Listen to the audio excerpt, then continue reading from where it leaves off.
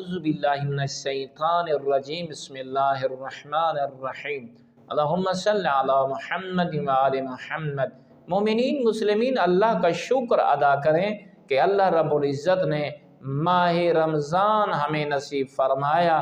رسول اعظم صلی اللہ علیہ وآلہ وسلم ارشاد فرماتے ہیں کہ ماہ رمضان میں اللہ رب العزت شیطان کو زنجیروں میں جکڑ دیتا ہے، اسے پابند کر دیتا ہے، وہ ایسے سمجھیں کہ وہ گرفتار ہو جاتا ہے۔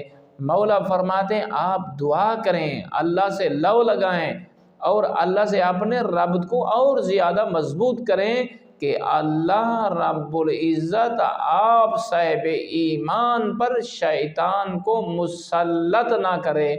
دیکھیں آج کا معاشرہ کیسا ہے، آج کل گناہ سر عام ہے، اور آپ اپنی اولادوں کو اور اپنے پورے خانوادے کو اور اپنے آپ کو خوش نصیب انسان سمجھیں، کیونکہ اللہ نے آپ کو ماہ رمضان جیسا عظمت والا مہینہ نصیب فرمایا۔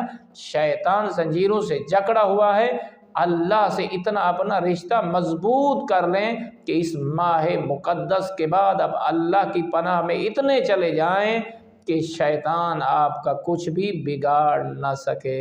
والحمدللہ رب العالمین۔